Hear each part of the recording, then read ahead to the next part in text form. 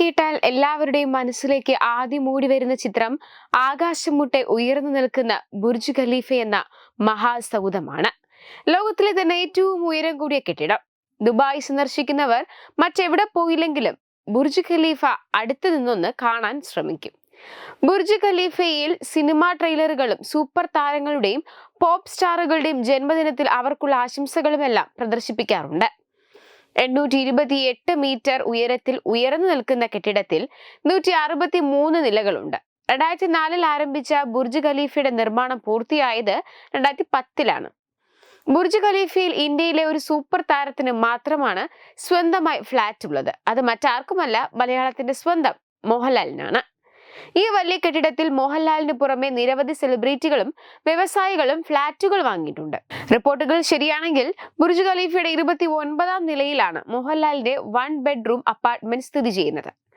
940 ചതുരശ്ര അടി വിസ്തൃതിയുള്ള ഈ അപ്പാർട്ട്മെന്റിൽ നിന്നാൽ ദുബായ് ഫൗണ്ടനും നഗരത്തിന്റെ അതിമനോഹരമായ കാഴ്ചയും ആസ്വദിക്കാം. ഈ വലിയ ഫ്ളാറ്റിന്റെ വില 3.5 കോടി രൂപയാണ്. തന്റെ പ്രിയപ്പെട്ട ഭാര്യ സുചിത്രയുടെ പേരിലാണ് ബുർജ് ഖലീഫയിലെ ആഡംബര അപ്പാർട്ട്മെന്റ് മോഹൻലാൽ രജിസ്റ്റർ ചെയ്തിരിക്കുന്നത്. ബുർജ് ഖലീഫയിൽ മാത്രമല്ല, ദുബായിലെ മറ്റൊരിടത്ത് 3 ബെഡ്റൂമുള്ള ആഡംബര വില്ലയും മോഹൻലാലിന് സ്വന്തമായുണ്ട്. കഴിഞ്ഞ കുറച്ച് വർഷങ്ങളായി മോഹൻലാൽ കുടുംബസമേതം ദുബായിലാണ് താമസം. നാട്ടിൽ വരുമ്പോൾ ചെന്നൈയിലും കൊച്ചിയിലുമായാണ് നടൻ താമസിക്കാറുള്ളത്.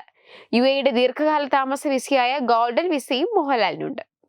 മമ്മൂട്ടി, ടൊവിനോ തോമസ് തുടങ്ങി നിരവധി മലയാള താരങ്ങൾക്കും മോഹൻലാലിന് പുറമെ ഗോൾഡൻ വിസ ലഭിച്ചിട്ടുണ്ട്. മോഹൻലാൽ സിനിമയ്ക്ക് പുറമെ ഏറ്റവും കൂടുതൽ പണം നിക്ഷേപിച്ചിട്ടുള്ളത് ബിസിനസ്സിലാണ്. ദുബായിലും നടന് ബിസിനസ് ഉണ്ട്.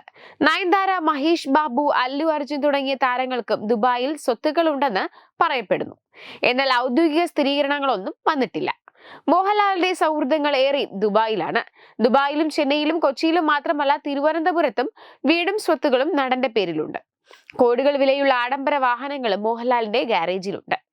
സിനിമാ നിർമ്മാണം, റെസ്റ്റോറന്റ്, തിയേറ്ററുകൾ എന്നിവയാണ് മോഹൻലാലിന്റെ ബിസിനസ്സുകളിൽ ചിലത്. വളരെ തുച്ഛമായ തുകയാണ് നടൻ അഭിനയിച്ചു തുടങ്ങിയത്. നായകനായ ശേഷവും പ്രതിഫലം ചോദിച്ചു വാങ്ങാൻ മടിയുള്ള ആളായിരുന്നു മോഹൻലാൽ. ഇതിലെല്ലാം മാറ്റം വന്നത് സാരഥിയായി ആന്റണി പെരുമ്പാവൂർ വന്നതോടെയാണ്. മോഹൻലാലിന്റെ പ്രതിഫലവും മറ്റ് സാമ്പത്തിക കാര്യങ്ങളും ആശീർവാദ് പ്രൊഡക്ഷൻസും എല്ലാം ആന്റണി പെരുമ്പാവൂറാണ് നോക്കി നടത്തുന്നത്. ഇന്ന് ഒരു സിനിമയ്ക്ക് 10 കോടി മുതൽ 25 കോടി വരെ നടൻ പ്രതിഫലമായി വാങ്ങുമെന്നാണ് റിപ്പോർട്ടുകൾ. തന്റെ വരുമാനത്തിൽ നിന്നും നല്ലൊരു തുക മാതാപിതാക്കളുടെ പേരിൽ തുടങ്ങിയ വിശ്വശാന്തി ഫൗണ്ടേഷൻ വഴി സന്നദ്ധ പ്രവർത്തനങ്ങൾക്കും നടൻ ചിലവഴിക്കാറുണ്ട്.